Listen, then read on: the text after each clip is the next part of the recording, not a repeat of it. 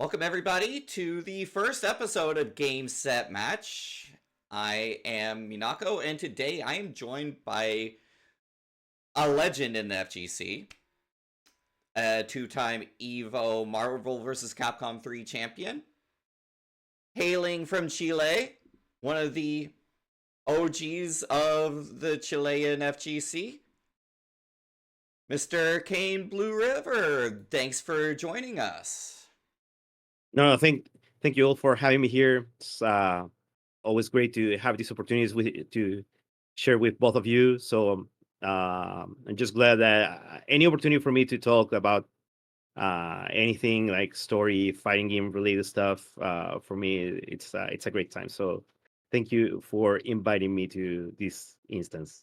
I will say is like,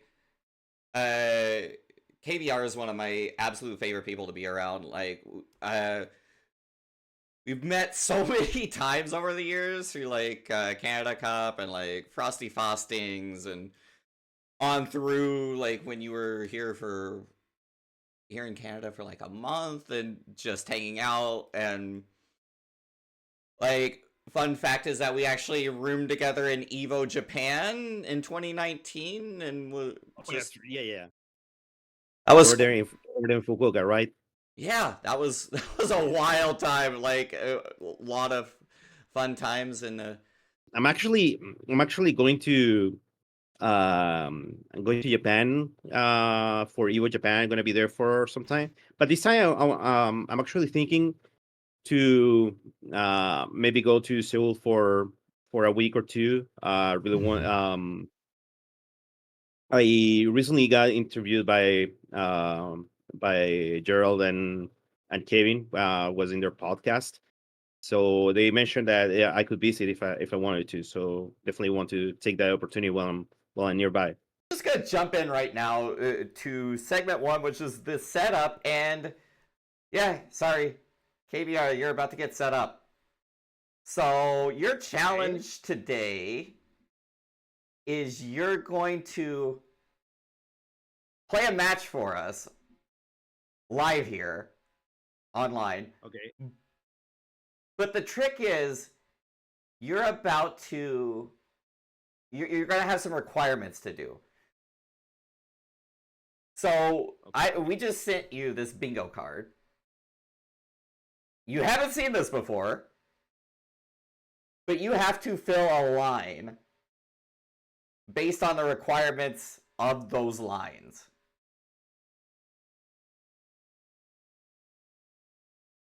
How are you feeling Just about one? this? It's just one Just line. one's fine? Just one line. Yeah, I think this is doable. Like the center is like probably the toughest of them all, but I think I can do maybe top row or left column uh on on a game. Wow.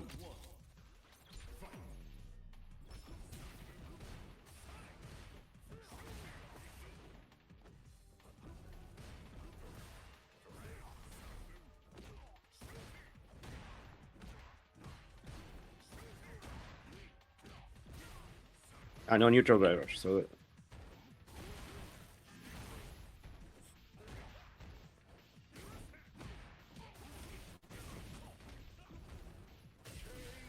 okay, I got left line. Well, that looked good.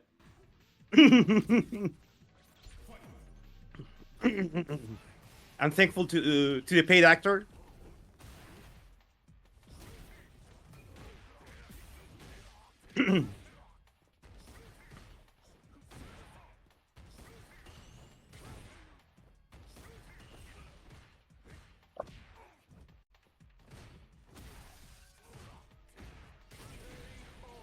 I think your paid actors are revolting.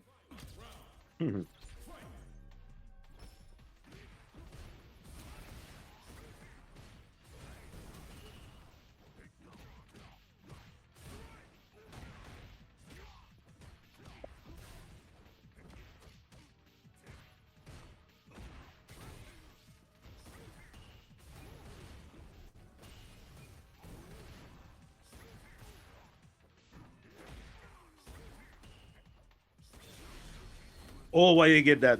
That was an accident.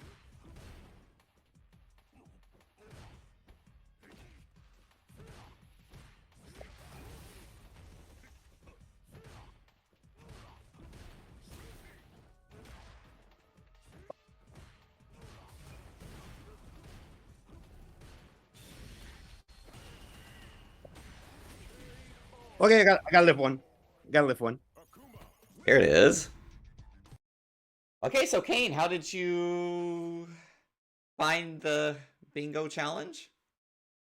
It's very interesting. It's pretty cool. It's I think it's probably I think it's probably nicer doing it offline.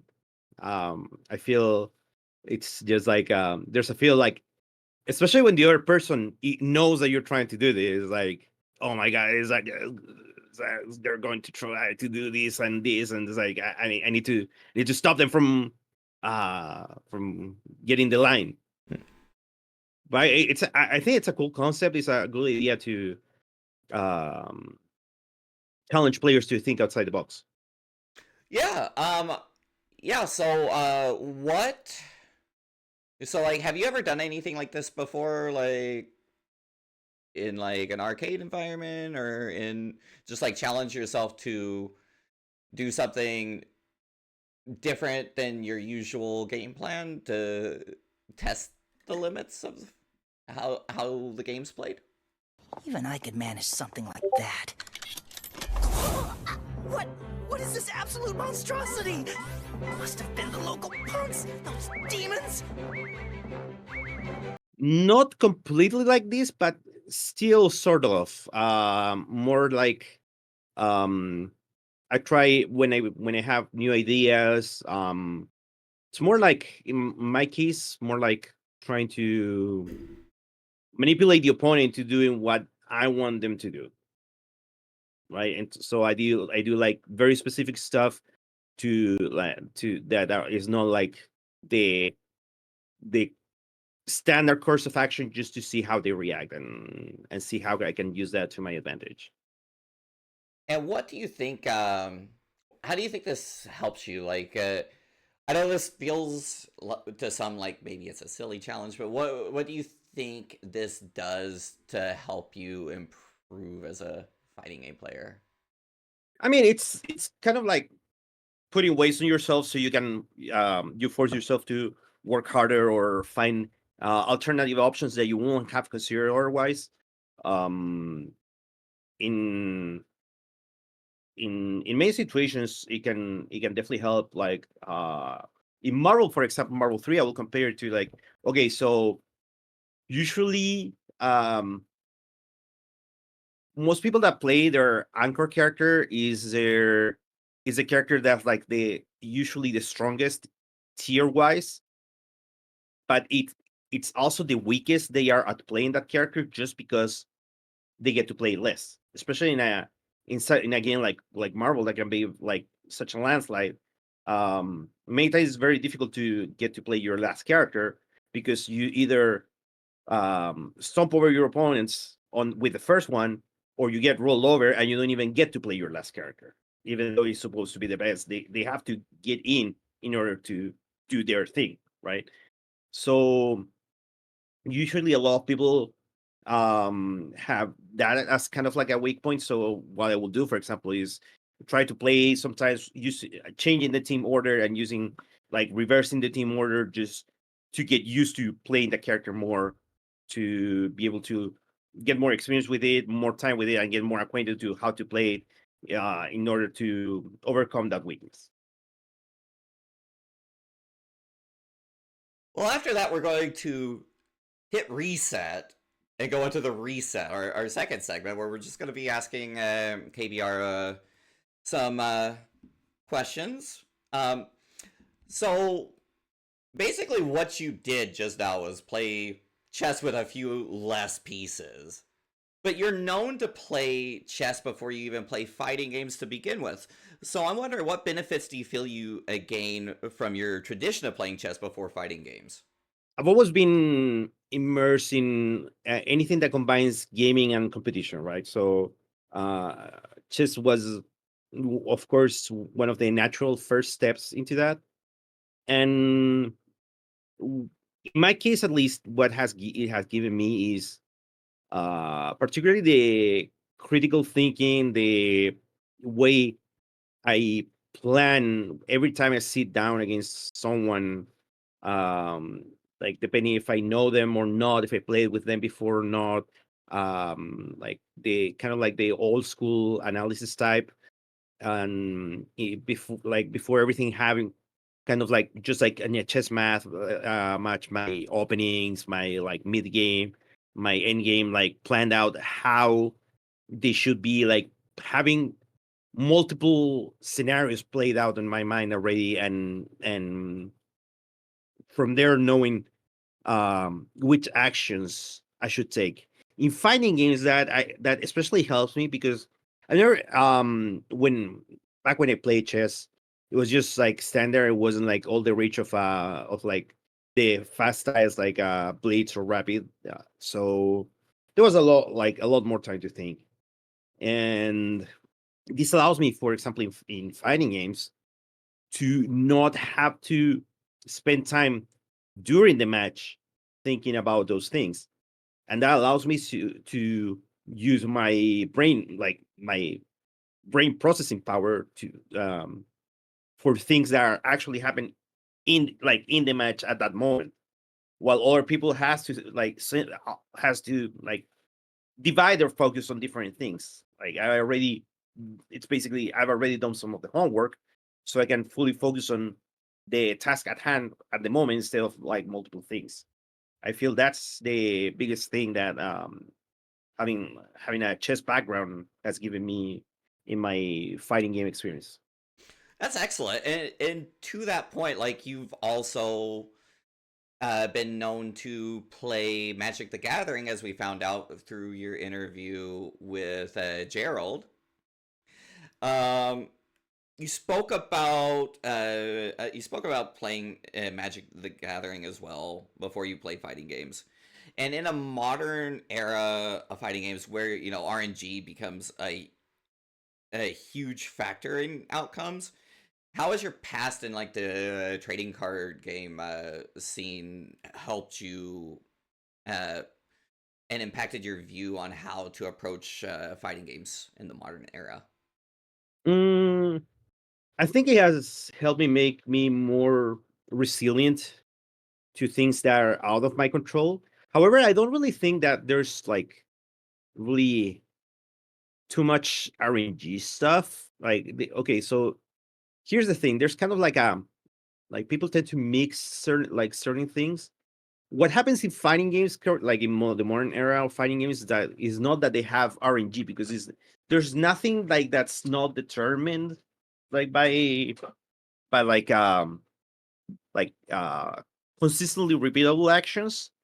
The problem is that the way most modern fighting games are thought of, they have very high variance, which is basically how far the pendulum of momentum can swing on each player's way, and how like violent the swing can be from one side to the other.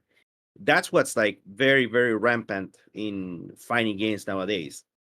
But of course, if you're a high level player, it's still in your favor to be able to control the match, because the more control the match, the less often these variance outbursts happen. And that means the more your skill prevails, because the more eh, what people call randomness in fighting games is just really this, which is basically um like having everything control and then everything crumbles in 1 second.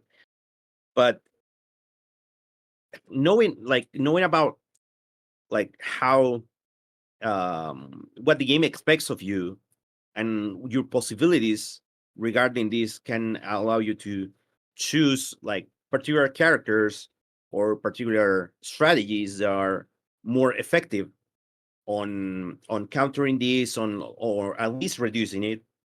and and especially if you know you're the more skilled player in a match, it's in your favor to do everything you can to control this, because the more weight skill has in in a match, the less weight variance has in a match. So it, it's if you're the strongest player, you want to favor control. But if you know you're sitting down as the weakest player, you want to favor chaos. And it's simply because, like, if you're the more skilled player, your odds are better than than a coin flip. It's higher than 50-50. But if you're the weakest player, it means that your odds are weaker than 50-50. And basically, when you add chaos to the equation, your skill loses value, because there are more things that are outside your control. So that's why it's important to have that in mind with that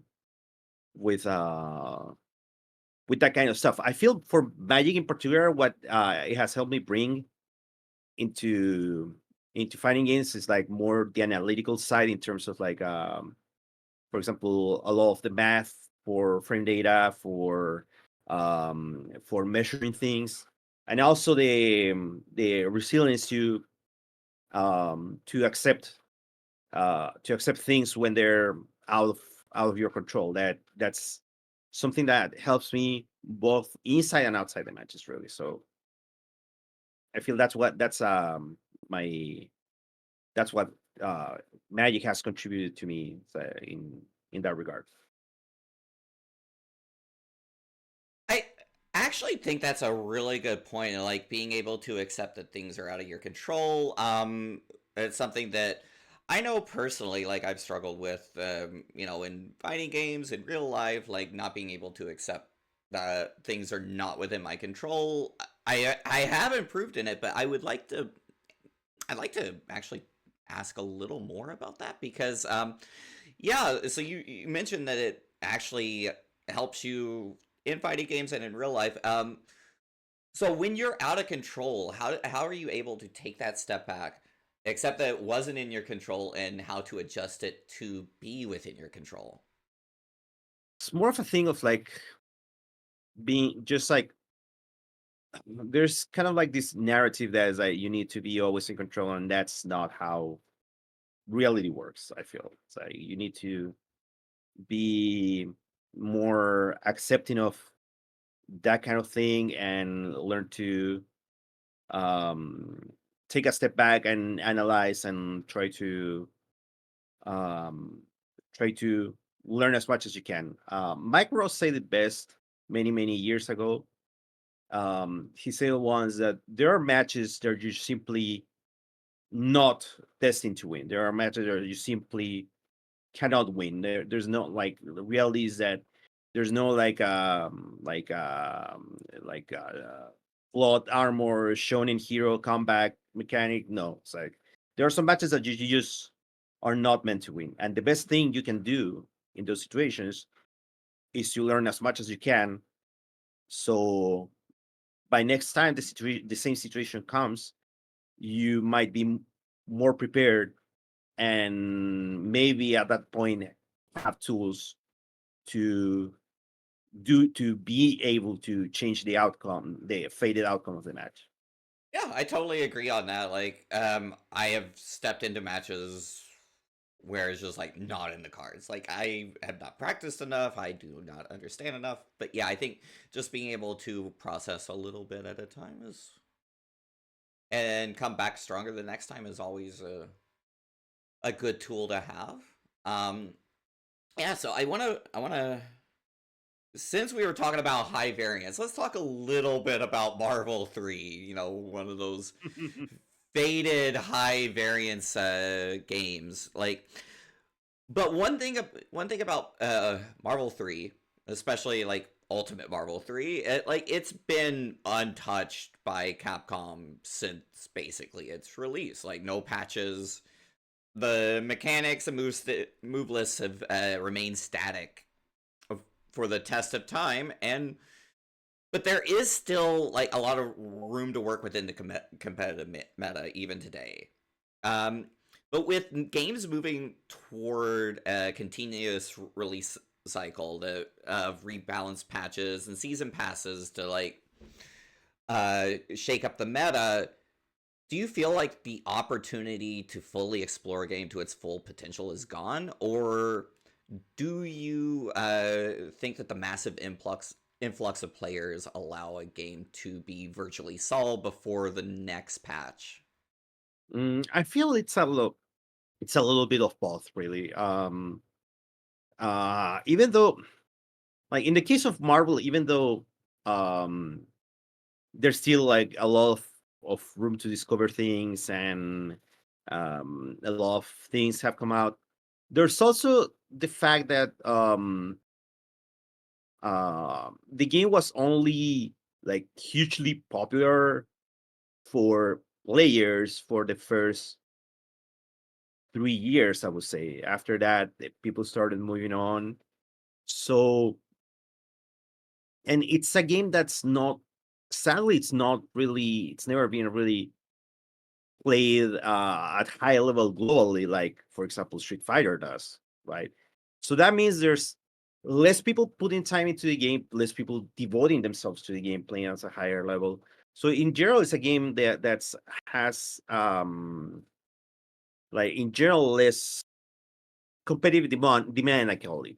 Basically, it's like how many people are basically putting their life on being good at the game. Like you see it on Street Fighter nowadays, like people everywhere around there's people everywhere around the world aiming to be the best, devoting their life to the game. And well, it's basically only Street Fighter. You can see a little bit on Tekken, but that's pretty much it. Like KO, for example, it's played in a lot of places, but most of these places are places where people are not in a position where they can devote their lives into it, really, or they have an opportunity for international competition, that kind of stuff. So it's like mostly Street Fighter and like Tekken to a less degree, but like most of our games, you don't have that level of like people like playing like a lot, having lots of people trying to play the game at the highest level. So that means the discovery of things in the game is slower, especially in such a wide open game as Marvel 3. So there will probably be a lot of time to keep finding about the game for years to come. And there's also yeah, there's also like the factors of um like less exploration tools. Like even if a modern game doesn't have like like modern tools like frame data viewer, hitbox viewer, that kind of stuff, people are already hacking those to get those tools, because those are usually used as debug tools or development tools, so people can bring them out and still figure this out. So nowadays the discovery phase for modern games is also way faster. So I think they like patching in one way is interesting, but I personally feel patching should be only done to, it's like in general, companies do it to try to keep the game fresh and like have a rotation of characters that are the strongest. But their goal is not to make like a balanced game. Sadly, I feel is because if that will be your goal, um, then it's like there's a point where it's like, okay, we reach we reach the perfect point of fine tuning. We're gonna stop with the patches, or like from here on it's like just minor bugs or anything that gets discovered, but like we're happy with this kind of balance and like leaving it like that. It's never like that with modern games. So it's one thing against the other. Like in Japan, a lot of people consider that, like in the West, people consider that once the game stops being patched, the game is dead. In the East, people consider the game stop being patched. Okay, this is the final game. Now we can actually start playing and learning the game, because this is the game that we're gonna stick with.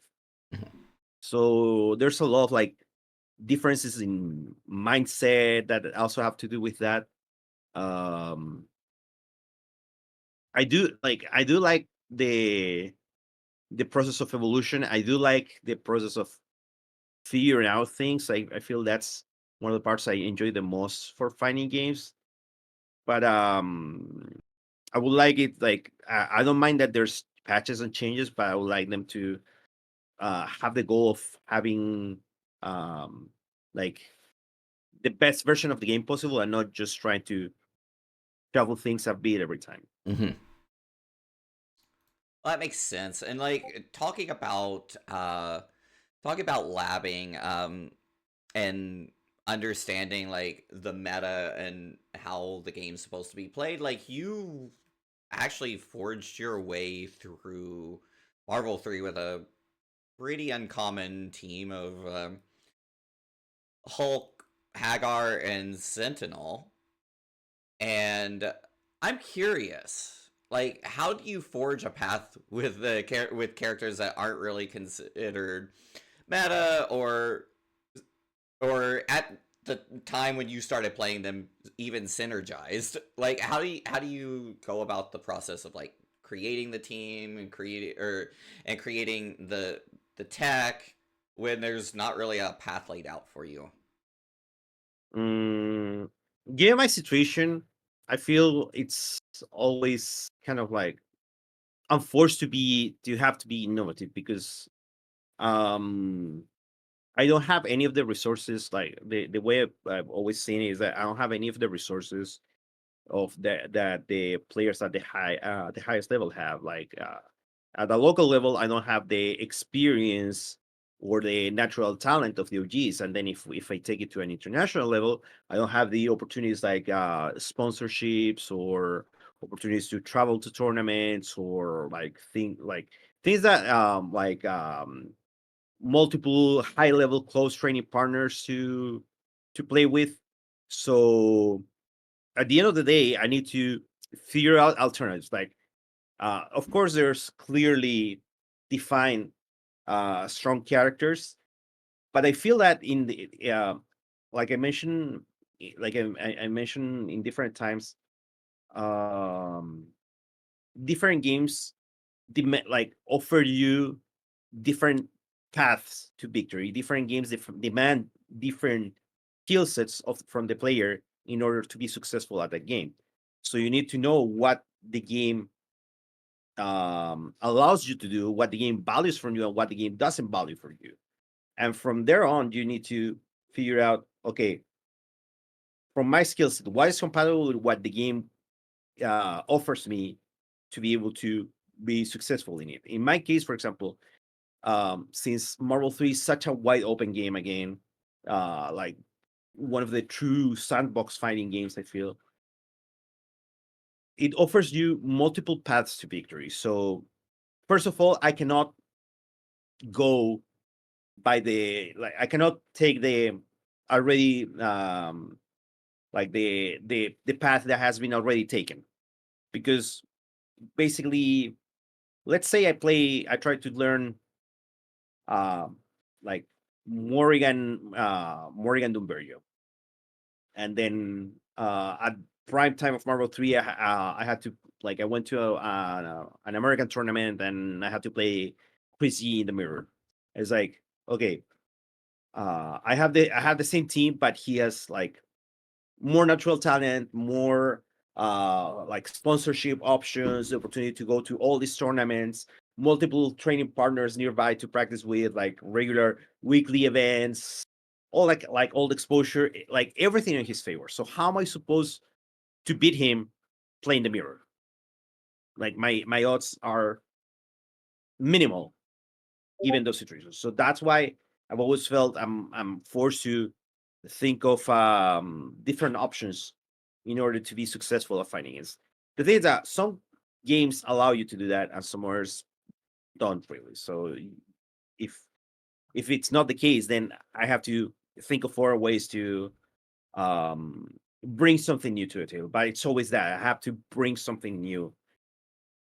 For the process in particular, Marvel 3, I knew I wanted, like when the was announced, when the roster was announced, I knew I wanted to play those characters. At least Hagar, I knew I wanted to play him because he's a character I can feel represented by, because like characters like no superpowers, no anything, just like regular man taking justice by his own hands, doing what he thinks he's right. It's like I feel he's like me, far, just like me. It's like someone that's like like if you see it like low, like at a wide with a wide vision, is like a complete disadvantage versus like mythical creatures and people with mystical powers and all that. But it still goes like no fear, no nothing. So just with the trusty pipe and his muscles. So that I feel that's really cool and Yeah. something I can get behind with. And Sentinel I wanted to play because I never got to play Marvel 2, but I like watching Marvel 2. And Sentinel was definitely my favorite character to watch. And I wanted to have a good Sentinel Marvel 3. So having those two characters, I need to think of a third. And just because of like thinking of the process and all that, I was like, okay, my my weakness is like my execution is bad, my reaction time is bad, um, but my reads are good, and my theory crafting is good. So I feel if I can if I can develop a team that's like at that time people were not killing characters on one touch, or they will spend everything X Factor 5 mirrors to kill a character in a single touch. Like it was very reset heavy, that kind of stuff. So I was like, okay, it's gonna be very difficult for me to catch someone, but if I catch them, I'm gonna make sure they're done. And that's why I decided to get Hulk into the team. That's how I basically I came up with that team. Later on, because very little played online down there. Down here there wasn't this culture of like, oh, that's like back in the day, especially with the first time I went to play to the States. I realized there was this like thinking in general for people, especially people who play online, that it was like the online scrub team basically. Mm. So when I started showing up, everyone says, "Oh, this guy's doing like the same stuff everyone else." Then it started going to like my first locals in when I was in the States, and people started like, "Okay, this guy is doing new stuff. This guy is doing stuff that we haven't seen before." And that's because like I put the time in the lab, like figuring out stuff. I had a good friend at the time that will come to. He used to study like a few blocks away from where I live. So whenever he went to university after classes, he will stop by my home. I will play a few hours of Marvel. I will do training mode and like figure stuff out and then test it against him and then like trial and error process.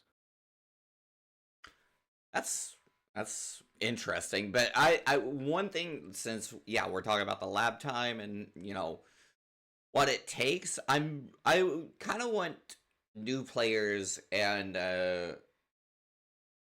people that are interested in taking it to the next level to understand, like, you became Evo champion in 2015 playing in Marvel 3 with this team, and how many hours up to that point do you think you had put in, like labbing, practicing, putting in casual matches, everything to get to that point? It's difficult to say really, but I can't say specific hours because like on the daily it's very variable, right? Because Mhm. there's no support for anything. So whenever like for whatever I want to do, I had to make sure I will find a way um to survive first, like get my daily bread first, Mhm. and then if I had any time left, I will survive. Especially over here, the opportunities are far from being as good as in like NA or Europe or Japan. So we need to worry about survival first, and it's like it's more difficult. But at the same time, especially um, after I got my first opportunity to travel, um, it's something I always wanted to do. So when I got that opportunity, I went all out. So especially um, on the way to winning Evo, I spent basically the 4 years before that devoted like fully devoted to that cause. Like I will spend at that time, you know about it. I will spend like 4 to 8 months, depending on the year and the possibilities. Um, Moving around between uh, US, Canada, Japan, just going to events, training, doing everything I could to just get better, get more opportunities, etc., etc. Yeah, I remember that, and like even past that, like in 2019, like when we were at Evo Japan, I think you were in month 2 of 3 in Japan when we had just landed. So yeah, like that's a lot of dedication to be there, like practicing, learning, making connections, and yeah, like how do you think those experiences shaped you, not just as a player, but as a person? I can tell you that 100% the connections I've made, and this is like advice for like everyone, unless like you're like super gifted player that can win like a big thing, but like for anyone that's like just trying to make a name out there, meeting people, making friends, making connections is is key. In my own case, it that has helped me get way more than my actual achievements as a player.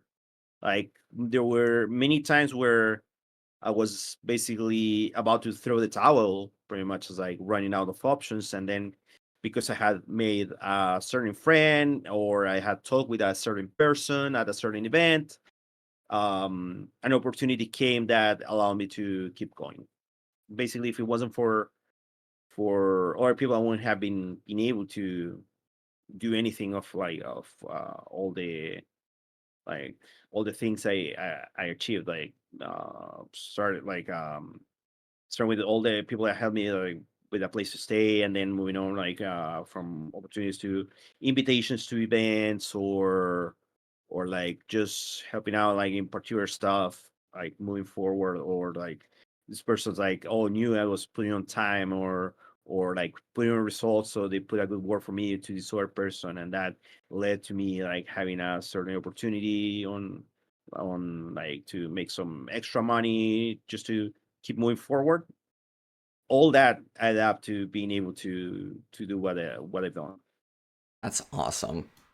And then yeah, so let's talk a little bit more about like your Evo successes. Like you are the only two-time Evo champion for Marvel 3. Once in 2015, and then the next year you did get runner-up in 2016, but then in 2019 you won Evo Japan as well.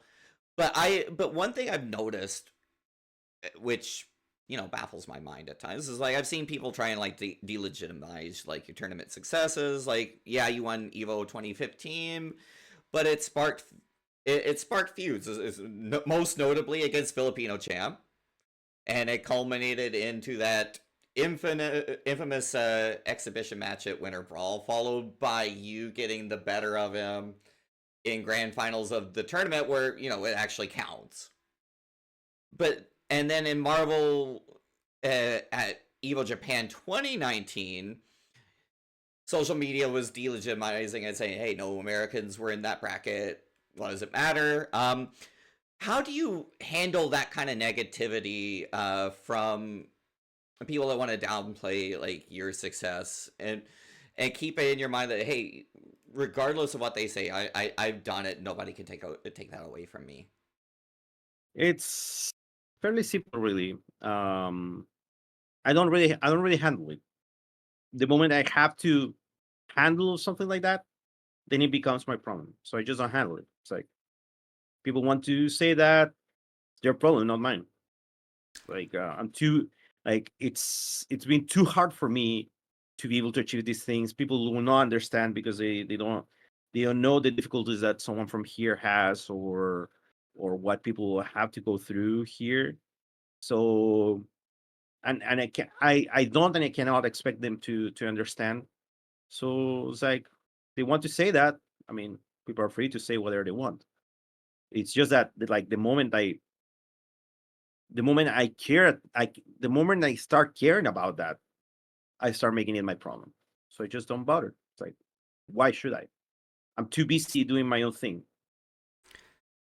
That's an amazing statement, like in the zeitgeist of like social media where egos are on the line every day at the FGC, like being able to like block out the noise and be you through that is, I think, advice that that can really resonate nowadays, because like just make your success your way and just let other people, like, whatever they say, you still have your success.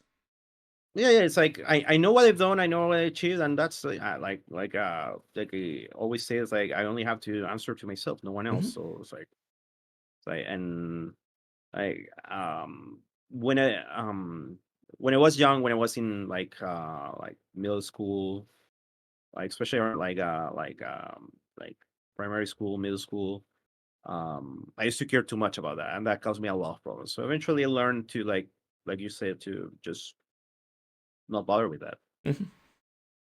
and and it's definitely one of the best lessons, and one of the best like little like life perspectives I've gotten from, it's like too busy doing my own thing to like be bothered by that. I think that, yeah, I think that speaks volumes, really. Okay, so we now have a sub-segment that we're calling Explain That Shit. So we're going to take a post that you made on X, and I want you to like explain your thought process through it.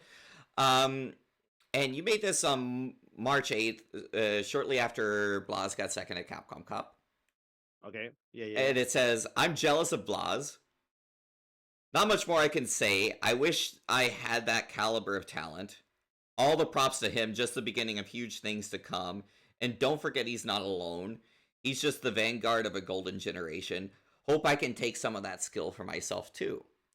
Now, you've previously said that you envy players that were born with a high caliber of talent, but as the only two-time champion at EVO for Marvel 3, and with 2 decades of fighting game experience, just natural born talent cannot be the golden ticket.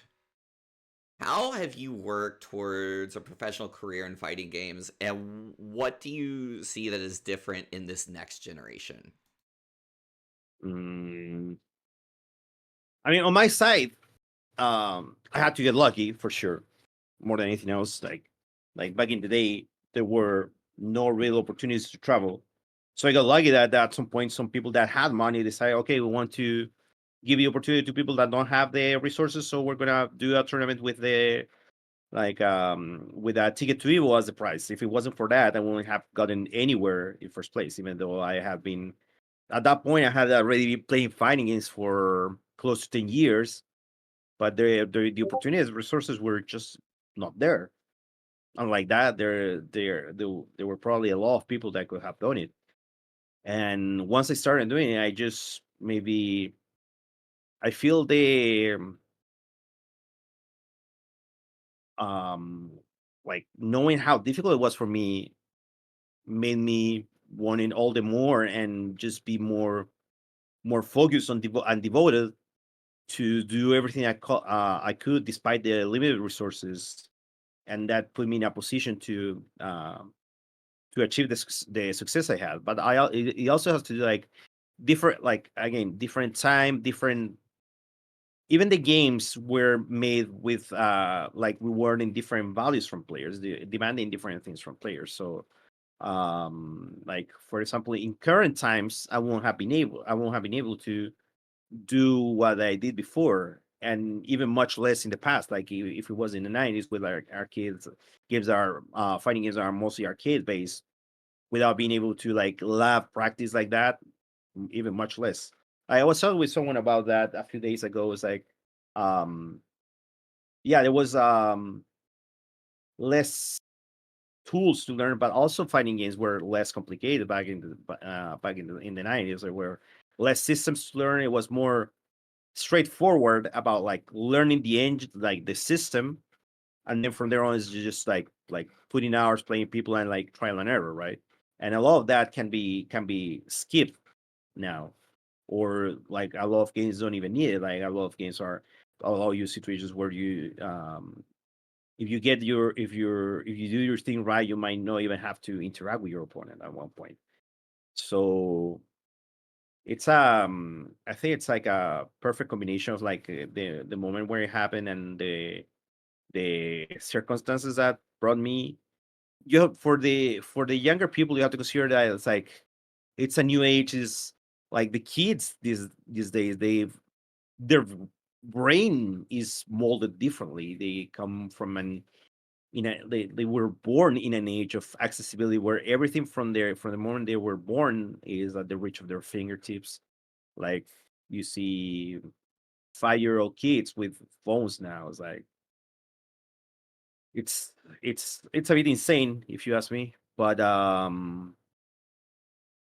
that means like the also leads like when growing up, especially like in the case of like for in the case of Blas, or like Blas is not the only one like that here. Like his main training partner, he is like 2 years younger than him, and he also has like very big achievements. So he might do even better like in a couple of years than what Blas did right now if he keeps being interested in this. But also there's other factors like will he still be interested in fighting games in a couple of years, because you can have all the talent for something but not enjoy doing it, and then Hmm. it's like it's That it's is going. true.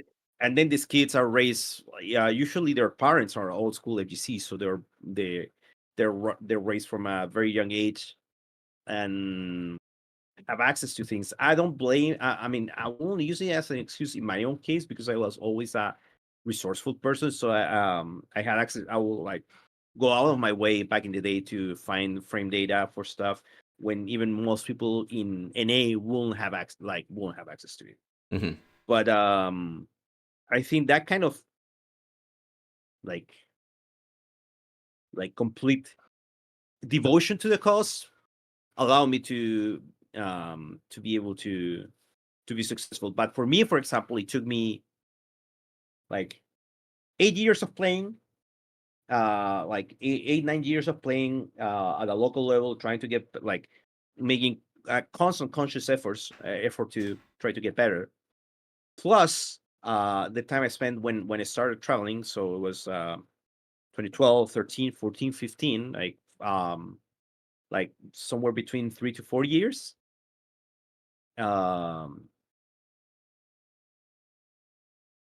to of like spending months at a time without being able to even sleep in my own bed because I didn't have I didn't have the resources to NA players have or Japanese players have to like go to it like they get paid or whatever, or they can afford to travel to the tournament, do the tournament, and even if they don't win, because basically for FGC, like 99% of the tournaments, if you don't win, then you basically lost all your money. And even if you win, you probably, maybe if lucky, uh you ended up like even, like by winning, maybe you broke even from going to a tournament. So it's not really a thing of trying to make a living out of like directly being good. um so we'll have to spend, like, whenever I got the opportunity to travel, I'll have to spend months at a time out there, not just going from place to place, all that. And it took me a lot of time, like trying to understand how to play better, trying to practice. It was like a year, like make a mark, like win some matches against players that were considered like high level. Then the next year, like starting to do better, like starting cracking top eight at majors, and the next year like doing like being like a top eight mainstay but never being able to close it out. And then from nowhere, like it like always like close but never like being able to break it until Evo. Hmm. And then Blast just goes like he's been playing fighting since like for maybe 4 years. And then first time he goes out to one tournament, he gets top eight in a major, where like on the game that has on the fighting game that has the had the probably the highest level of competitive demand ever. Like and then um and then on his second time going overseas to compete, he gets second at the biggest tournament and makes 100 grand cash. Well, minus taxes and all that, it's probably gonna be like maybe 70 grand, but it's still kind of like life changing. I mean, it's not life changing money, but it's definitely life changing money for a 15-year-old. It's like it definitely goes a long way. That's a really good allowance for a 15-year-old. Let's just say that. Yeah. So for me, it is like, and it's like to be someone that's like has like been playing, like he's been alive for half the time some of these people have been playing fighting games. So true. It's like that's a radio you have to consider. Mm-hmm. And this kid can go toe to toe with those people. Mm-hmm. Yeah, of course. When during all those time, like all the time when I was making my name for myself, I've always looked like many of the OGs with like a lot of respect, because I feel being able to be good beyond talent back in the day was a lot more difficult, and there's many names that I managed to crack through, like with research, perseverance, and like I personally feel like if I put all this effort and like for 30 years, and this kid has been playing like 4 years and it's like already does better than me, he's got to have something. He like this kid have something. Mm-hmm. Like he's like blast, like his training partners, Crime and Maxilla, or young players like Andy Walker, like people like Uma that won the year before Street Fighter in Street Mm-hmm. Fighter 6. That he wasn't like had been playing for a very short time. And he was like, okay, I'll just win this and make money for VTubers and bail out. And that's what he did. And Yeah. he won, and he was like, okay, I'm out. And it's like I will like that means they have something. Mm-hmm. They have something that they have some kind of predisposition to just do things in better way, take better, faster decisions. For me, that's talent. Mm-hmm. Because of course you can be that young, but you need to like you can learn things, but you're expected to pay the price in time to learn how to use those things. Mm-hmm.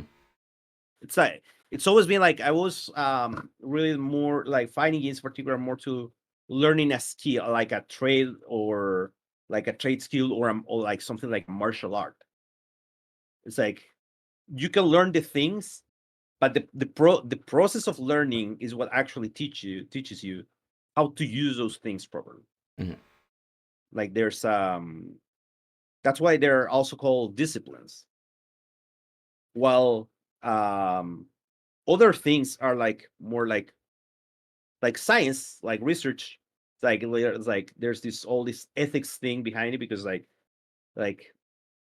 I don't know something, then I read a book and now I know it, and nothing's stopping me from using what I know it, Mm-hmm. except like this whole ethics stuff. So it's like when in Jurassic Park they say it's like um they were so preoccupied of being able to of knowing how to do it, that they didn't stop to blur if they should do it. That actually brings me to a little side tangent I want to do.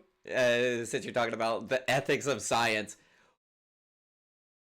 my question for you is, what is the best meme in the world, and why is it always Full Metal Alchemist Nina?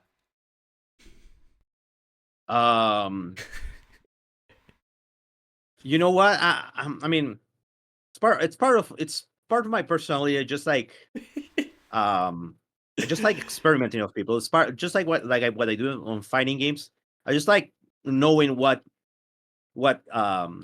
what irks people, what triggers people, what like makes people shake. And I do it in games, and I do it in life. Like I haven't even watched FMA fully. I did read the manga though, but I haven't watched either original or Brotherhood fully. But I know what happens there. I know blah blah blah. But it's just like how people react to it. I love that, and it's like that's why I do it. Oh yeah. So yeah, funny story is I used to share every one of the Nina memes that you would send me, and it got one of my friends so upset that she eventually sent me something back that was just like one of the most disturbing images I've ever seen, and she was like, "This is for all the Nina memes." I've seen this in many places, like whenever it shows up on like reels or whatever, like like these posters where like these 3D posters that can change the image. There's like Nina Alexander, the fusion, or like this shirt where they are doing the fusion dance. People always send it to me. Like I was like, maybe I should get it. Maybe I should get the shirt, but I don't know where to find it over here. So We'll have to look out for this and like get it to you somehow. do it away. I mean, I'm pretty sure I can have it like printed over here for very cheap. That kind of stuff is like all the handicraft type stuff is like fairly cheap over here. So it's like I think shouldn't be difficult to like have it made around here if I really wanted to.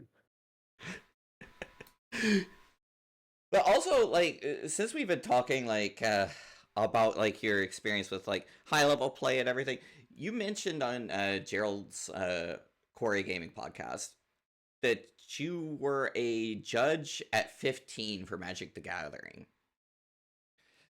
which is an interesting experience because it gives you an opportunity to observe high-level play in the trading card scene, but like it allows you to see that at a very young age, and you see the dedication that people go through to get there.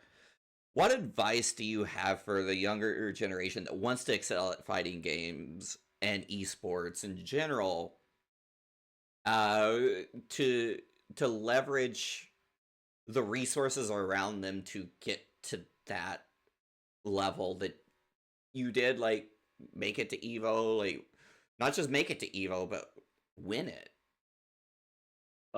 It's difficult to think of like particular recommendations because they like I mentioned, the tools existing nowadays are very different from the ones that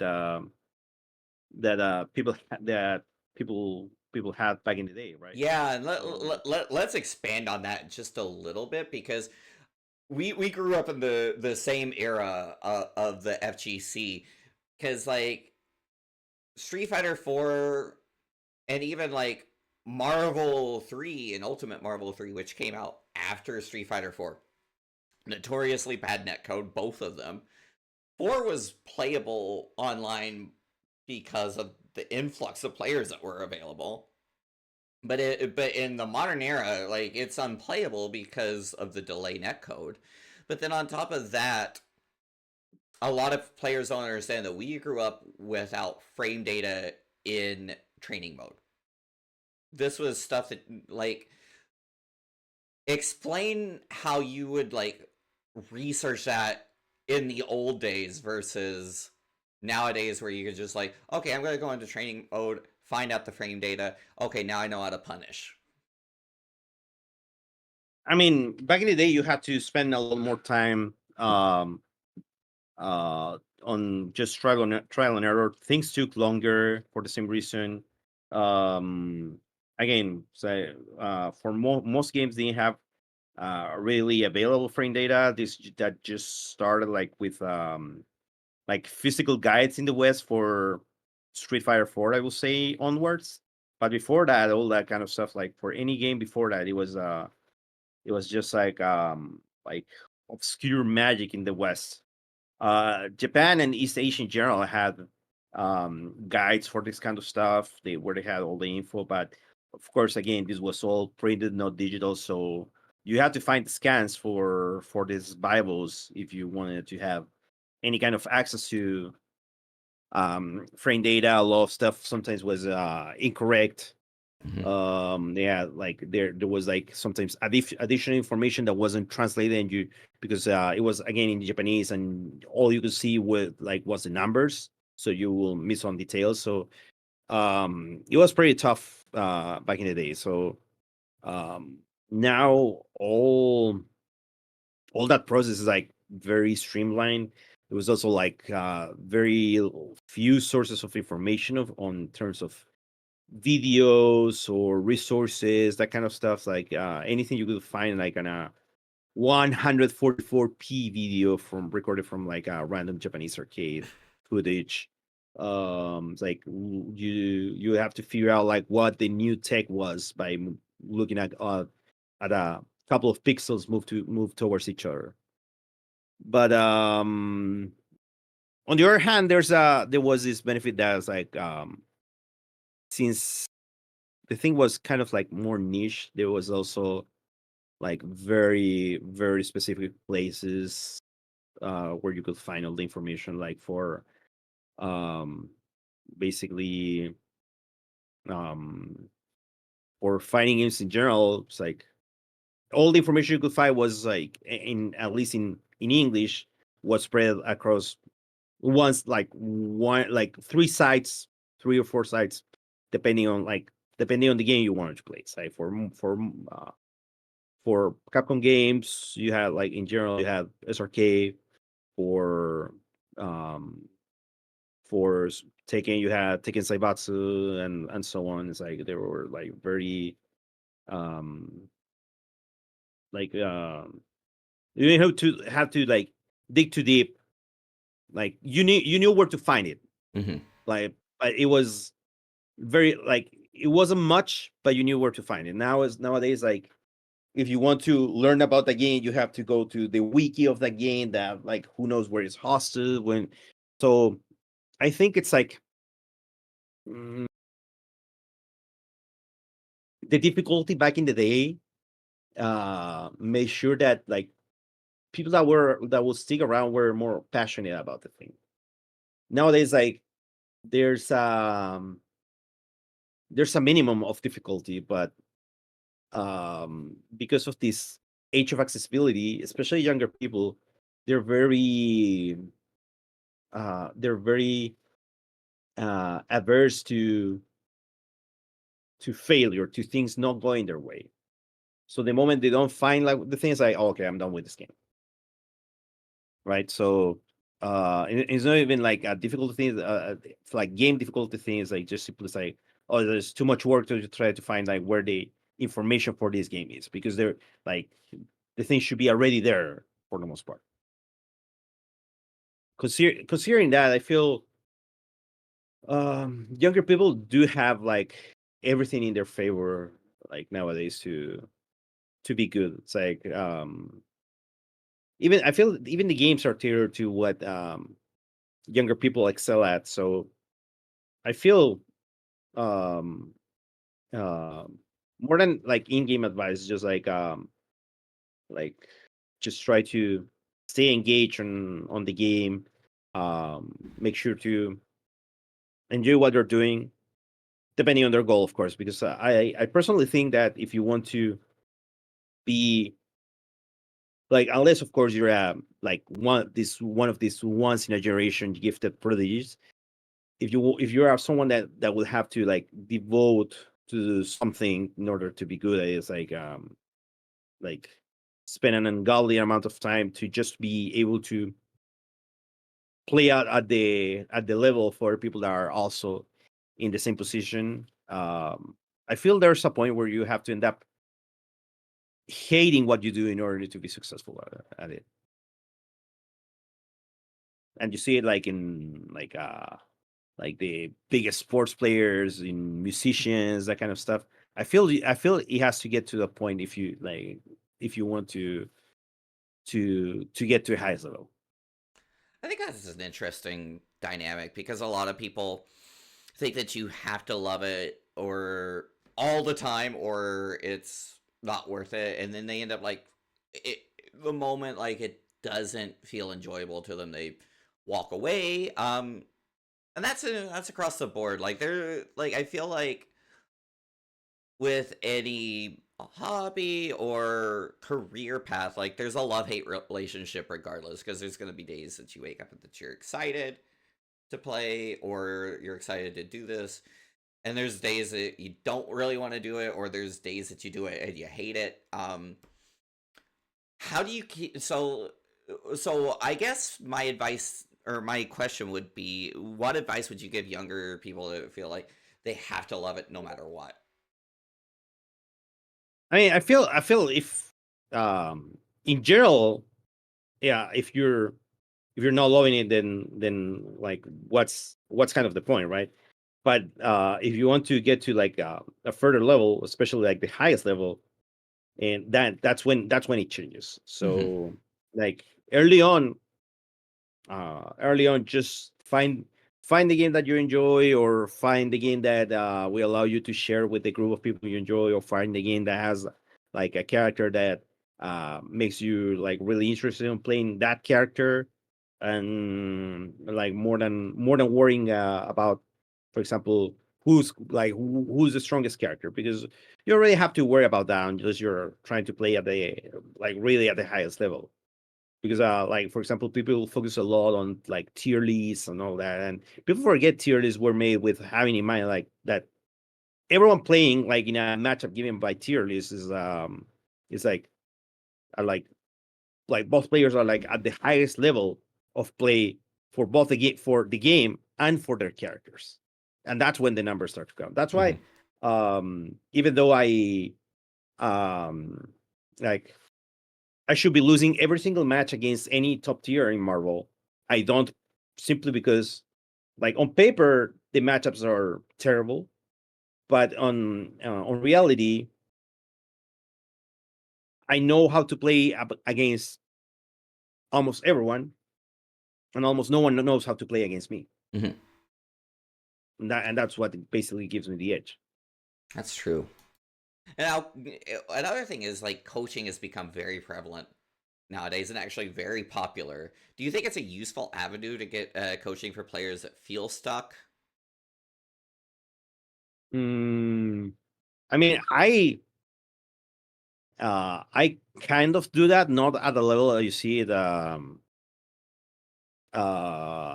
it's not at the level like they do it in like in A, which is like paid coaching, mostly because um of course the time of people are like people's time is worth way less here, so most people are not going to be willing to pay. Like when people see someone charging like 30, 50, $100 an hour or a session for coaching, they say it's insane. But since I've been outside, it's like no, just like standards, like, and that's what like people, specialized people, value the time like over there outside. Of course, for us it's a different reality, Mm-hmm. but I do like I do have like, even though I don't engage in competition too much really for the past 5 years or so because of the lack of opportunities here and all that. I do try to keep the community going ahead, like trying to keep the fighting game culture um, growing over here. So I've been developing my own community where I try to help beginners get better, like get into the game, or try to help people that want to take it to the next level, figure out like what their next steps should Mm-hmm. be in terms of like what are they doing wrong, what they could improve on, like try to get better. So I do think it's a great tool. Like I can um, you pay for the time because you can, as a player that's trying that's aiming to get better, it can save you time as well by getting coached. Mm-hmm. Like, and a more experienced person can figure out stuff in your play that you will not have here figure on your own. It will have, or it will have taken you a long time to figure out. So you're um, basically paying for experience, which is fairly reasonable because it's otherwise time that you will have. Like if you just want to play, then I don't see much point of it. But if you want to get better and eventually like maybe compete at a high level, I feel it's completely reasonable. And it's like even in my own case, like whenever I don't know something, I try asking people. So of course, it's very difficult sometimes to um, get people to listen to you. But there are some times where some people that's like are uh, are like around my level or slightly better. People I like. It's more like people I like regular training partners that I can like talk with about things and like go like do back and forth on ideas or things more than like having a mentor figure. But Hmm. I feel the ideal environment for anyone that wants to get improve on fighting games is you need two things. You need to have a mentor figure and you need to have a training partner that it's about your same level. So you Hmm. basically have to be trying to one up in each other all the Hmm. time. Like that's I feel the ideal environment for a person that wants to develop themselves in fighting games. Excellent. Okay, with that, I think we can move on to our final segment, which is called the set play, where we're going to connect the old guard to the new card, and coach them up and get them to the next level so that they could be the next Kane Blueriver and maybe win Evo. And today we're featuring one of our up and coming players, 17 years old, already making like consistent top 6 in our monthlies. Has only been playing about 6 months and is already at this level. Got ninth at CEC this year out of 48 players, and then has been making waves in Dual Academy, including an April 14th 65th out of 147, and then 49th in the prior two. So here today with us is Anchi, a recent Six Fighters League. And he had a really good match against our top player, CNQ 12. Anchi, do you want to talk about the match before we show it to KBR? So when I'm playing the game on ranked, usually people will come at me and press their buttons so I can make them play my game. But like when I play strong people, like CAQ or something, like they don't press their buttons, and then I just end up getting frustrated and I try to force something, which usually leads me to like losing.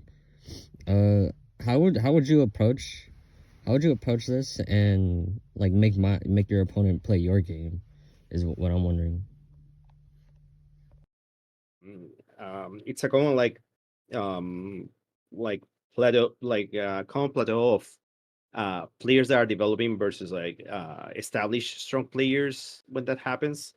Usually because one of the things that happens is that being able to beat these weaker players makes the people that are growing um think that there's a like proper style of playing, right? This is a correct style of playing, and then they face like stronger players, and then it's like their proper style of play is doesn't cut it against them.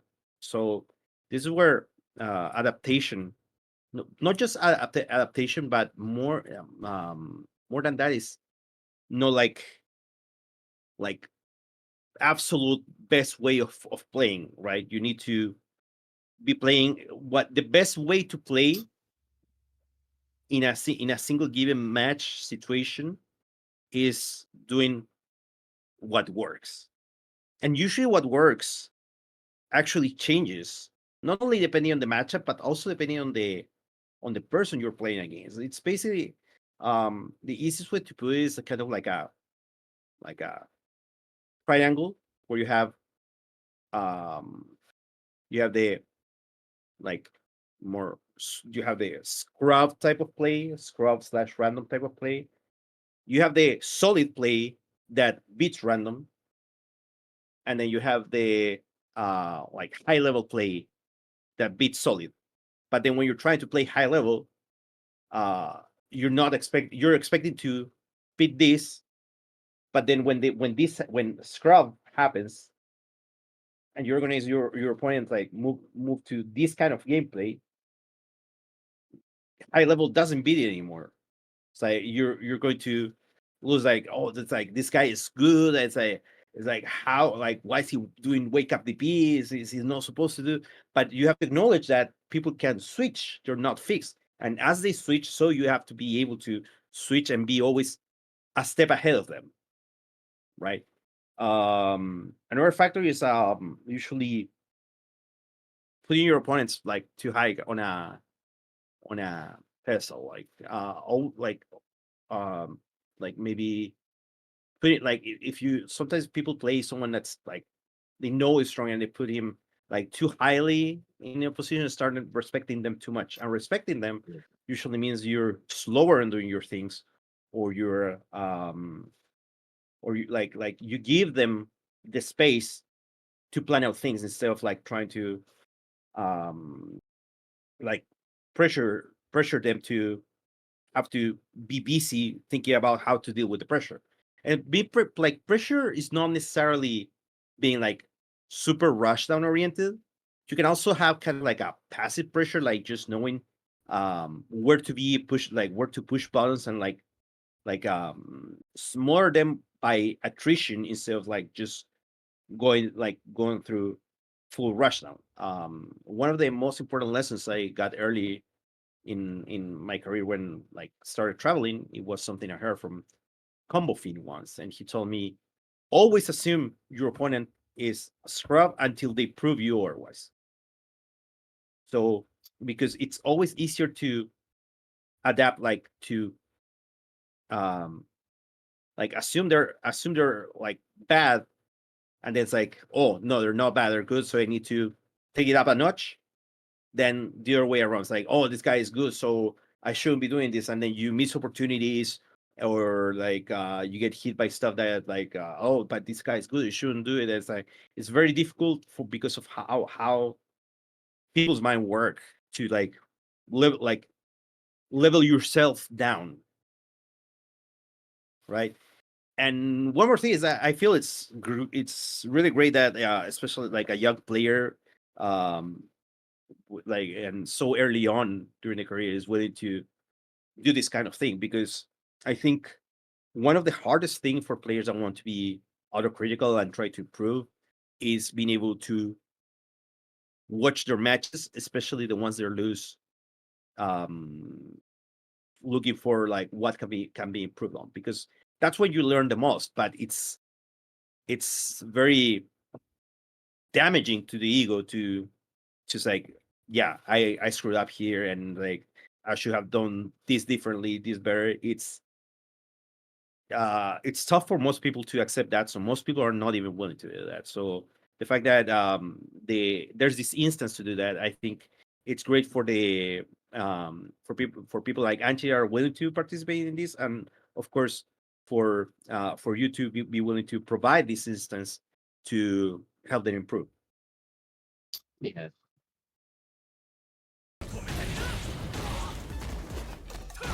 That includes throwing Anchi into the corner. Oh yeah, but 5 or 6 classic. 3 throws. Will he go for a 4th? Bates the throw check. Burns himself out, but I feel that in this kind of instance, like I feel your opponent knows you're respecting him too much, so you're not gonna do like wake up DP. So I feel at one point, like they say, no, wake up DP, scrubby, blah blah blah blah blah. But as I say, it's only scrubby if it doesn't work. So like you're not playing at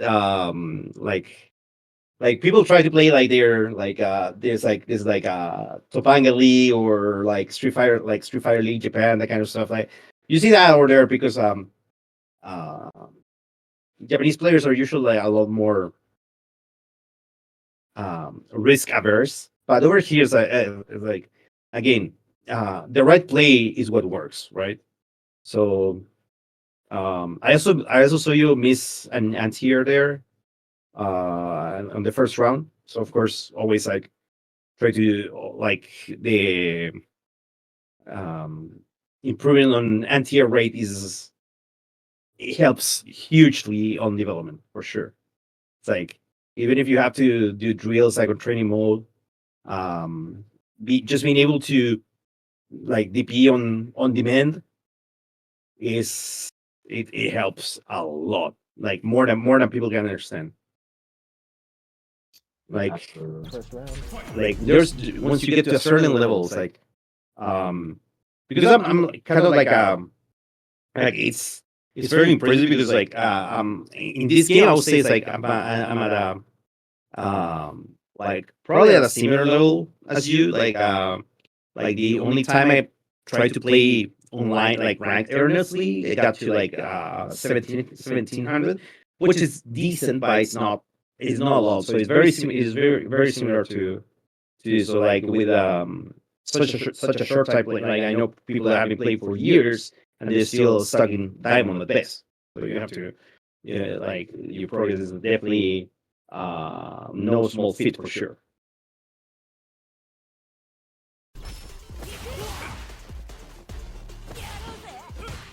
So over there, like in general, like you're doing just fine. Like Yuri is a very offensive oriented character. Actually, one of the people I play the game the most is my cousin, who is mostly an Mortal Kombat player. But being like that, he is like also very offensive oriented because the general like in the game in general provides that outside of like specific characters are like very zoning oriented. But other than that, the game is very offensive, and he also plays Yuri. So um, of course, you want to do well with that. And at the beginning of the like, for example, at the beginning of the round, you're making your opponent step back, and that for this point, that's already great because basically you have to steer the um the whole playing stage as just like you're like kind of fighting for property, and the more space you have between you and the wall, especially in a game like this, the better it is for you because you control more real estate. So the fact that you're walking forward and your opponent is walking backwards, it's already an advantage for you because that means your opponent is getting closer to the wall. So as long as that happens, you don't need necessarily to go in like do pressure or anything. Like if your opponent is playing passively, like for example, with a character like you can just okay, you're going back. Okay, I'm gonna spend my free time to like loading up stocks. Like you want me to come? Perfect. I'm gonna get more advantage. And then in Street Fighter 6, for example, when you walk forward, you recover drive faster than just staying still, working or walking back. So that also helps you. Like for example, you can load stocks, like throw an EX fireball to cover your movement forward, and move behind it while you keep getting drive back, and it's still your advantage. So you just don't need to get too desperate for like to get in. I also noticed like you know the like which normals are good to like to control space. But I feel for some reason I feel you tend to still like overestimate the range because I saw you with a few normals that are like really good on block, but you they whiff, and that's where your opponent has been able to start putting the advantage on you.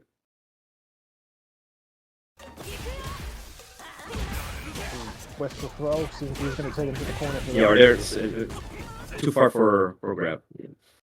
Yeah.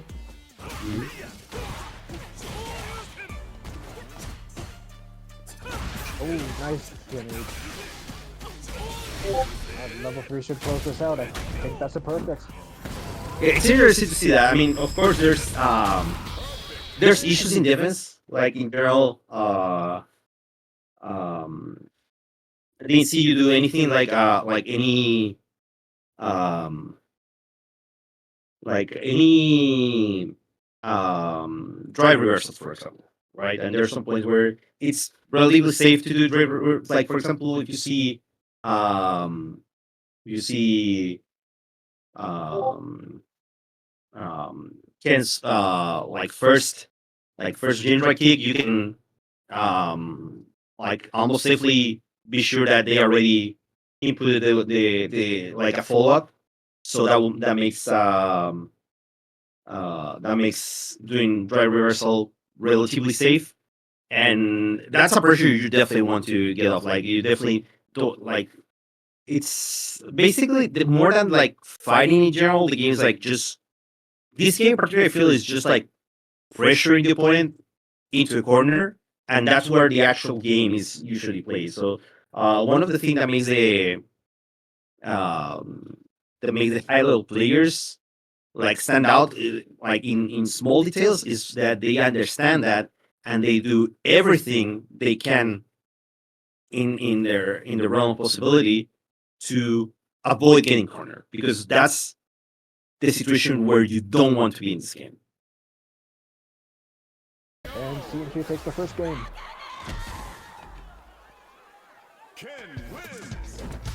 Also, it's good to like do early on. You can take more risks because like your opponent also has less resources. So if they try to punish, the what they get out of it is way less than like if you try to do it at that like further down the match. So you can also take the early parts of a match when both health is completely full, no one has meter, to test stuff, to test how, like for example, your opponent reacts to things or tendencies. Is if you can do like for example, try doing taking defensive options, doing I don't know, wake up the D or parry more, or try to bait their parries and see. Try to use those low, like the more the match advances, the more risk, the more there is in play in each situation. So you need to take the early opportunities that are like more low risk, low reward, to be able to get more information about your opponent. Like try to see if they want to, if they're more passive, if they want to go in, if and see how you can use that to your advantage. So like just like feel them out at the start, pretty much. Yeah, because you can take higher risks. Like it's not the same if you get punch counter LDP at second 95 of the first round, than if you get punish counter at second 50 of the third round. Yeah, makes Right? sense. So early on, you can see it's like, oh, he's willing, like he just wants to get in, or he's willing to wait for my wake up. And if you're willing to wait for your wake up, like for example, it's very interesting because usually younger people don't fall too much against Shimmys, but I saw it worked pretty well against you. And it's like you have to establish when your opponent's like respects your wake up enough to like not try to do a melee attack, and then it's like when you do like wake up your like longest reaching light or crouching medium kick, depending on how passive your opponent is, into drive, or wait for your opponent to overcommit with something that's that you can drive reversal safely, and then start fighting it out. I feel like when I'm playing, like if it's like an event like something like this, I just feel like intimidated or something. Like I don't know what it is, but like yeah, if I'm trying to play in a tournament or like an event like this, I just like I try to play too passive and I don't like play how I normally play. It just feels uncomfortable. So yeah, and then like I start messing up and I get frustrated. Really. You know what you should do? You should put some black tape on your screen on where the names and ranks go. Yeah. There's an option where you can like hide the rank. So when I play ranked, I just hide my MR, so I don't know when I'm playing. should do the same with the like with the names as well. No, don't get bored with like who your opponent is. Like just do ahead and do your thing, and like it's part of all this, like I say, it's like adaptation and flexibility, being able to see what the opponent is doing and see so like I said, sometimes it's more convenient to just go ham, and you need to be able to recognize that and and go for that. And sometimes you want to, like you said, let them come to you and try to and counter their stuff. And if like, of course, as a player, like you probably have your preferences, but especially with how games are nowadays, you need to be able to um, flow around these all the styles and be able um, to stick with the one that works in the current situation. See, he knows he can punish that, but it's like the third time I see you finish the string with like charging stocks there. Nice catch. Ooh, projectile stuff for level 1. Nice awareness there. As he brings himself out, has got to do his own level 1. I don't think it'll kill though. Yeah, it was GG with a drive reverse. no reason to burn yourself out there. Oh, nice. Oh, that's DP in good the reaction. middle of That's that. good. Holy I won't crap. have been able to do that. They're still in it. And she takes that round, yeah. Oh, EX Fireball stuffs the drive rush. Like on the run before, when you burn yourself out, if you haven't burned yourself out, you will still have been one touch away from killing. Yeah, I thought I don't know why I did. I thought I could have killed, but like when I look back, I definitely could not have killed there with level. Yeah, so you need to have more awareness of the resources versus what you can achieve in the situation. So of course, I'm very like liberal about spending meter in this game because like it's very easy to get it back, but like I feel I like my personal playstyle in this game is heavily oriented towards burning out my opponents because I feel it's like the advantage when you manage to do that is too big. So a lot of what I do when I play is based around that. Tries to bait a reaction again. Well, that kick I think is really good. Like especially on like cross attempts, it's really good. So, like many people have like a lot of She gets the difficulty perfect parry. to do that. So don't be too afraid of using that. Like there on that situation when you have And she gets the when you perfect have parry. your opponent corner, it's like of course you want to like pressure them, but also it's like of course like that's when you like you say you want to let them hang themselves, but there you went too hard in, like you got too desperate, and then you let them get out, right? Because you went in too hard instead of letting them like usually in that situation you like grabbing them is like of course nice, but it's like on that situation it's like grabbing is like usually the most obvious answer, right? So they know they're gonna like they will try to get out of there. So like if you have done that and just taking maybe a step back, they had jumped, like you have been able to identify that and maybe do like jump back medium kick into EX dive kick into stuff, like and keep the advantage. So like recognize the range where you have to be and like try to like don't be necessarily like too like overcommitted on like the corner pressure. Like it's great when it works, but then this happens, and then it's like it's very easy to like if you go into hard, it's very easy to get the tables turned. Like when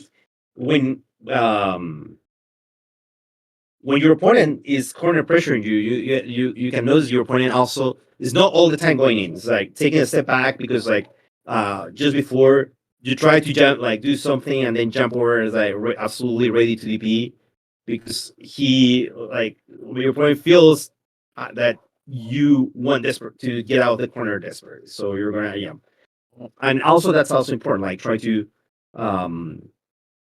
fight out those situations more on the ground, not try to get desperate and jumping, because that's like the primary response that people expect to like someone to do when in that situation.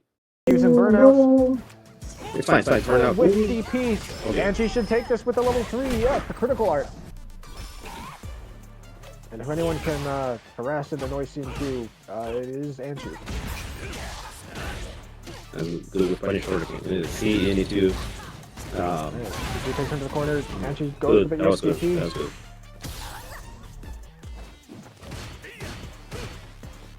Alright, Anchi's drive looking low.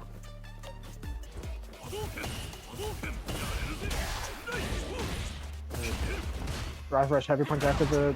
Yeah, that's a tough situation. Usually, like, especially if you're Actually, low on health. on drive. like again, Kane will always do that, like EXP fireball and and then drive behind. So you need to like take alternate measures for that, because it's it's tough to be in that situation, or at least keep parrying to not get burned out, like just to record. Right? I mean, it's a common play pattern, but usually if they like when they see the parry, okay, he's stuck there, drive. So that's when you have to be more careful with like how you the decisions you take. You can try, I don't know, maybe try to more, depending on distance, like neutral jump or jump over and dive kick to get out, stuff like that.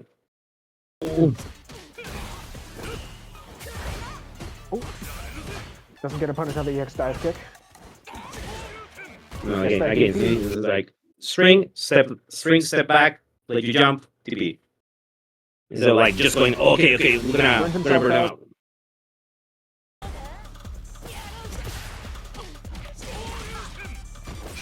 If he tries to escape. String. Doesn't get a punish on the EX dive kick. Okay. Out of space, That DP. step back. Burns himself out. Anchi goes for the. That's level good. one. That was good. That was a great Kind of has decision. no choice. Oh, you jumps. Oh, C and Q goes to the Anchi to DP and to level 3 edge with it whiffs. Can Anchi bring this back? He Wake up kick. Another like one more small detail is that again you at one point, it's like very small details, but for example, at one point you, after a knockdown, you dash, even though the dash will not get you into position for pressure. But especially when you're low on drive, this is important. But walking gives you more drive back than dashing. Okay. It's like walking forward in particular gives you more drive. So a lot of times, even for example, like if you have corner pressure, and your opponent and you have your opponent knockdown, and you have like an auto time setup by doing like knockdown into dash, sometimes it's better to just walk, just because it gives you more drive back. It's important to have like try in training, like see how much you get back, and like notice the difference, and see how you can use that to your advantage. Like when you play, try to always like doing like anytime you want, like stepping forward, it's gonna give you some drive back, and I feel that's like small details that are very, very important. still one more game. 2-1 for. Come on, Anchi can still do this. Oh, CQ does the impossible and actually whiff punishes that Jerry move. Again, in general, you're trying too much to like do things with like standing, like heavy punch, heavy kick. But in general, like especially when they're walking, if they want to play, like be mobile, they have to be standing. And if they have to be standing, you like crouching medium kick is gonna work, and your crouching medium kick is one of the best in the game. It's like top 3 in the game. So basically, what you do with that is basically it's like you want to be mobile, okay, but you risk getting hit by a low. you want to have good defense staying low, perfect, but you cannot move anymore. So you have to recognize that situation and then apply which move can work better for that situation. Oh, nice air throw to push reaction you there. back into the corner when he tries to escape. Oh, CNQ tries to do fireball run DP with the DP whips. He's looking low on drive. Oh, Anchi gets the punish counter throw and takes that round. Throw loop city once again. He goes for a third. Will he go for a fourth? He does, and it works. Ooh, baits the level 3. I think this should be able to kill Anchi. Doesn't even need the super. Yeah, that was too high commitment. Like, if you wanted to go out, get out there, like level like for that purpose, EXDP or level 1 will have done the same thing for you, like having an invincible move that your opponent have to deal with. Yeah, I don't really get much off of the SA3 either. Because I'm already so low. Yeah, like your opponent is at full health, so it's not like, for example, like if it's like if this hits, like I might win the round, then of course it makes sense. But at this point, no. So mid-screen, trading blows.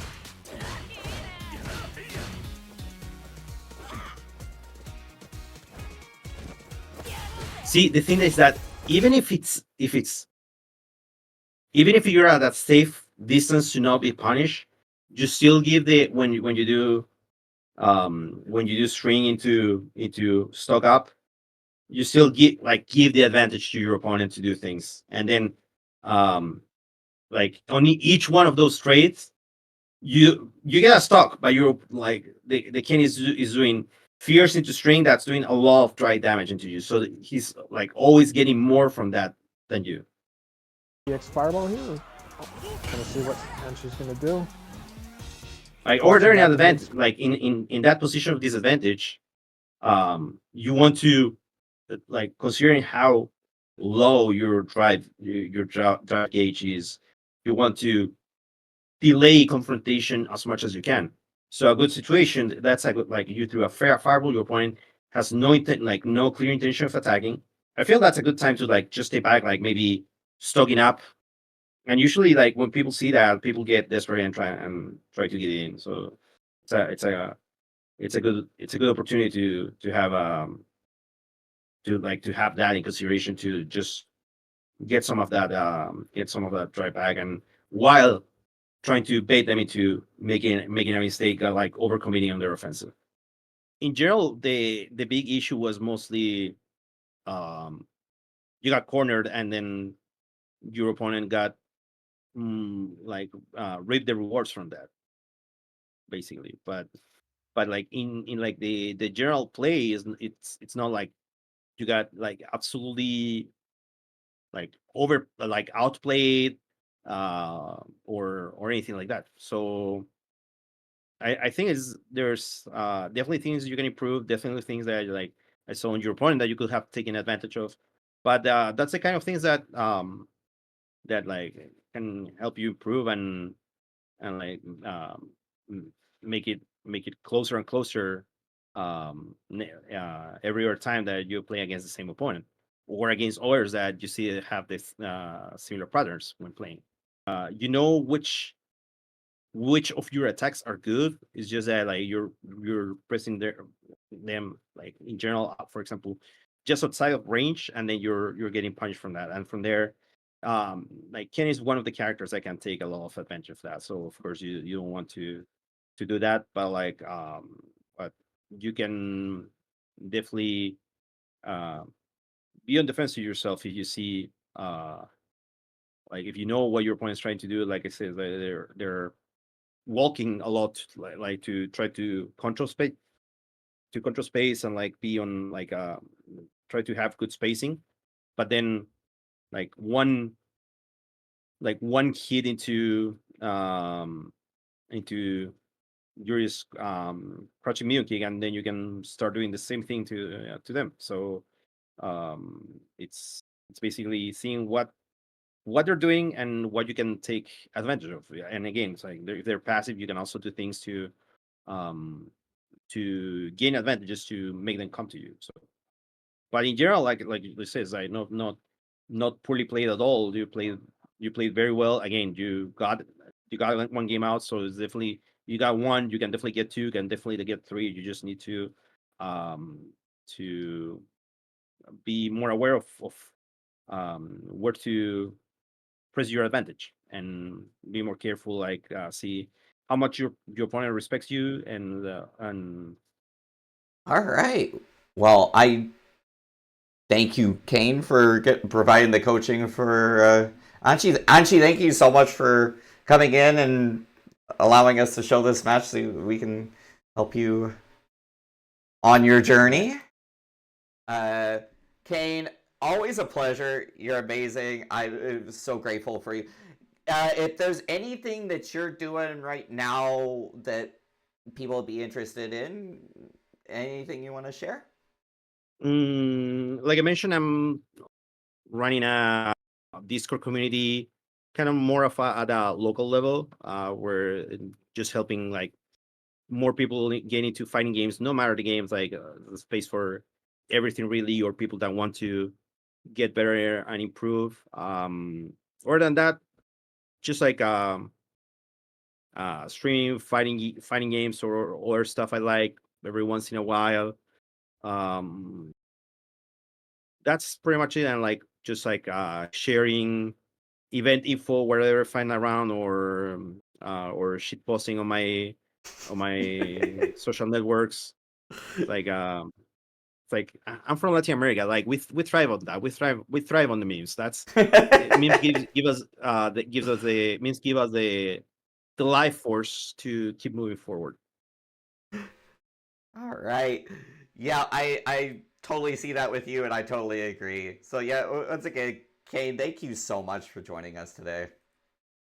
Thank you for having me here. It's been a great run. I definitely enjoyed, especially the coaching part. It's definitely my kind of thing for sure. So thank you for the opportunity. Yeah, of course. Yeah, so you guys could follow me on X. My @ is @AnchiFGC, and you could follow me on Twitch, twitch.tv/Anchio. I sometimes I stream my tournament runs, or I just chill and play with viewers. So you guys could stop by. But for now, I am Minako, and thank you so much for tuning in.